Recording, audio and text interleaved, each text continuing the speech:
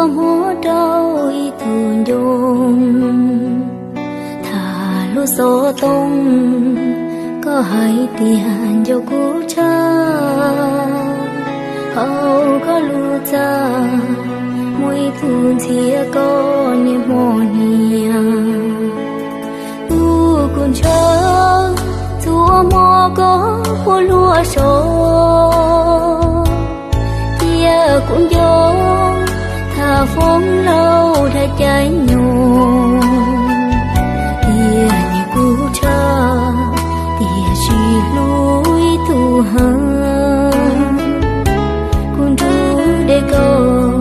chỉ mua phèn tao lúc câu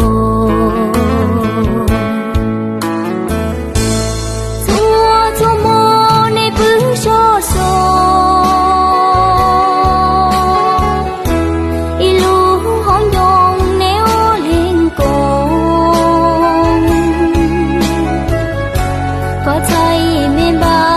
trâu luôn vô có lu sơn kia của xứ lúa sổ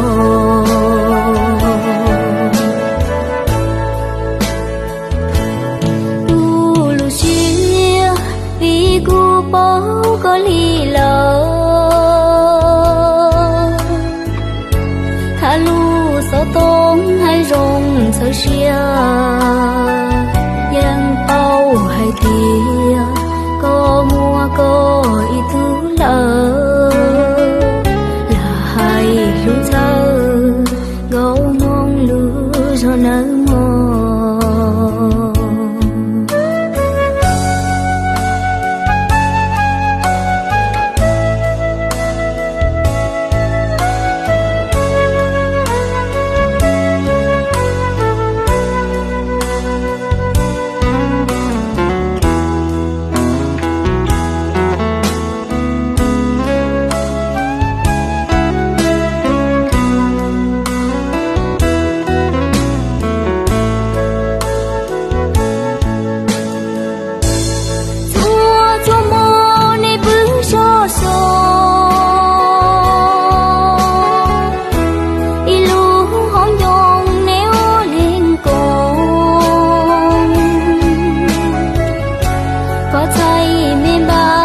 trâu luôn vô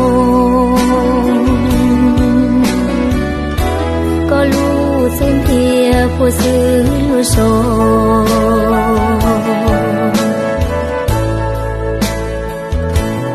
tu lu chia vì cu bó có ly lờ